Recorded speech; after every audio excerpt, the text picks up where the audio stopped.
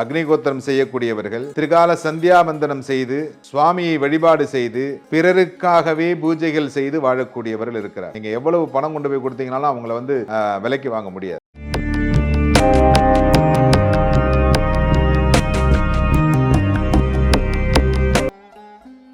என் கடன் பணி செய்து கிடப்பதை, அவங்களுக்கு வாழ்வாதாரத்திற்கு பணம் இருந்தால் போரும், வேற எதற்கும் அவர்களுக்கு பணம் தேவையில்லை.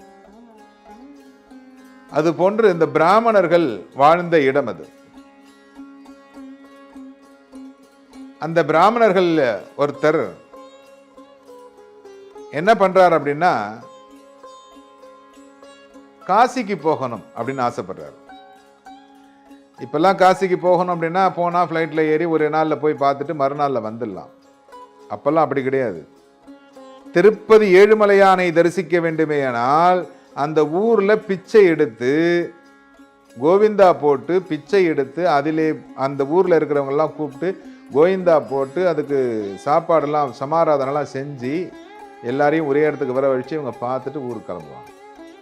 ஏன்னா அவ்வளவு தூரம் நடக்க வேண்டும், காடுகளில் நடக்க வேண்டும், நிறைய தொந்தரவுகள் வரும், திரும்பி வருவாங்களா வரமாட்டாங்களான்னு தெரியாது, இப்படிலாம் இருந்தது. அது மாதிரி காசிக்கு போறவர்களும் பார்த்தீங்கன்னா அவ்வளவு சீக்கிரம் யாரும் போயிட முடியாது, அவ்வளவு சீக்கிரம் வந்துட முடியாது. இந்த காசிக்கு போகணும் அப்படின்னு சொல்லி ஒரு பிராமணன் இங்கிருந்து கிளம்புறார். கிளம்பின உடனே தன்னுடைய வீட்டை என்ன செய்யறது, மனைவியும் கூட்டு போறார். இவருக்கு குழந்தைகள் கிடையாது. இந்த வீட்டை எங்கேயாவது ஒப்படைக்கணுமே, யார்ட்டையாவது ஒப்படைச்சிட்டு தானே நம்ம போகணும் அப்படின்னு, சரி ஓகே நம்ம இந்த கோயிலில் இருக்கிற தர்மகர்த்தாட்ட பொறுப்பாக கொடுத்துட்டு போவோம். இந்த பின்னாடி தோட்டத்தில் இருக்கக்கூடிய தென்னை மரம், மாமரம், புளிய மரம் இதிலிருந்து வரக்கூடிய வருமானத்தை கோயிலுக்கு எண்ணெய் ஊற்றி விளக்கேற்றுறதுக்கு வச்சுக்கோங்க அப்படின்னு வாய்மொழியாக சொல்லிவிட்டு செல்லுகிறார். அப்பெல்லாம் வாய்மொழியாக சொல்லிட்டு போயிட்டீங்க அப்படின்னாலே அதுதான் வாக்கு. அந்த வாக்கை மீறி யாரும் நடக்க மாட்டார்கள். இப்ப எழுதி கொடுத்தா கூட யாரும் அதை உத்தரவாதம்னு சொல்ல முடியாது. அந்த காலத்துல வாழ்ந்துகிட்டு இருக்கோம். போனார், காசிக்கு போனார். ஒரு 6 ஆண்டு காலம் கழித்து திரும்பி வருகிறார். இவருடைய வாழ்வாதாரமே அந்த வீடும் அந்த தோட்டமும் தான். திரும்பி வர்றார். திரும்பி வந்த உடனே இவருக்கு குழந்தைகள் வேற இல்லை. மனைவி வருகின்ற வழியிலே இறந்து விடுகிறாள். அதையும் தகனம் பண்ணிட்டு வரார் இந்த ஊருக்கு. சரி நம்ம ஊருக்கே போயிடலாம், இனிமேல் நம்ம இங்கிருந்து என்ன பண்ண போறோம் அப்படின்னு சொல்லி இந்த ஊருக்கு வரார். அப்படி இந்த ஊருக்கு வருகின்ற பொழுது அப்பெல்லாம் இந்த கோயில் தர்மகர்த்தா அப்படின்னா ஒரு மரியாதை இருக்கும், தனவானாக இருப்பார்கள், நிறைய பணம் வைத்திருக்கிறவராக இருப்பாங்க, தர்ம சிந்தனையோடு இருப்பாங்க. அவர்கள் தர்மமாக நடந்து கொள்ளுவார்கள். ஏனால் சிவன் சொத்து குலநாசம், அதை கூட ஒரு இதில் நான் பார்த்தேன். சிவன் சொத்து குலநாசம் அப்படின்னு தான் சொல்லுவாங்க, பயப்படுவாங்க அதுக்காக. நீங்கள் செய்கின்ற எந்த தொழிலாக இருந்தாலும் அந்த தொழில் முன்னேற வேண்டும் என்றால் கண்டிப்பாக ஒரு தர்மம் அதில் உங்களுக்கு இருக்க வேண்டும். அப்பதான் நீங்க முன்னேறலாம். அப்ப இந்த தர்மகர்த்தாட்ட போய் கேட்கிறாரு, சுவாமி நான் உங்கள்கிட்ட இந்த வீட்டை கொடுத்துட்டு போனேன்,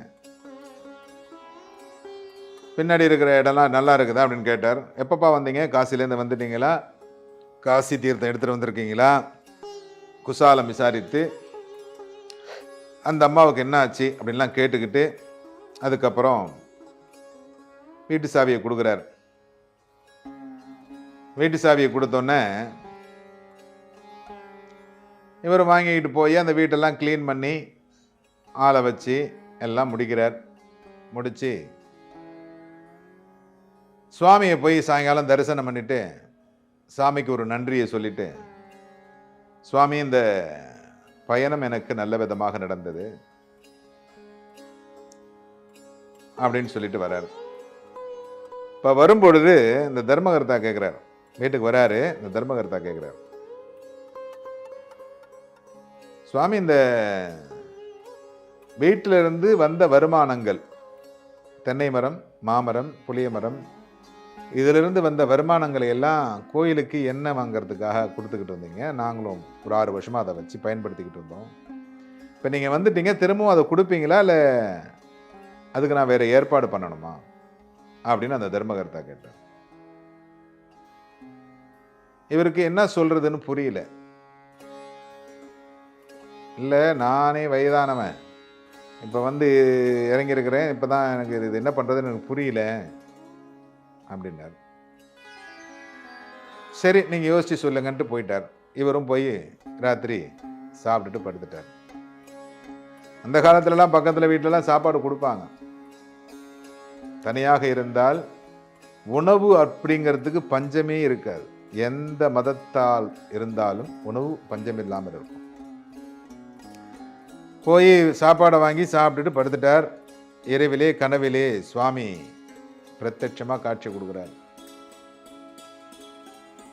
நீ காசிக்கு போகிற பொழுது திரும்பி வந்தாலும் வருவோம்ன்ற சந்தேகத்தில் இதை கொடுத்துட்டு போயிட்ட. இதை நானும் பாதுகாத்து வச்சிருந்தேன். இப்போ நீ திரும்பி வந்துட்ட, இதை எடுத்துக்கிறதா முடிவு பண்ணுறியா, இல்லை இது உன்னுடைய சொத்தா இது என்னுடைய சொத்தான்ற மாதிரியான ஒரு கேள்வி வைக்கிறேன்.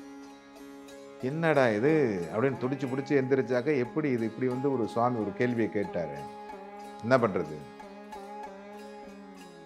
அதிகாலை இவருக்கு தூக்கம் வேற இல்லை. உடனே நேர கடகடன்னு அந்த தர்மகர்த்தாட்ட போனார்.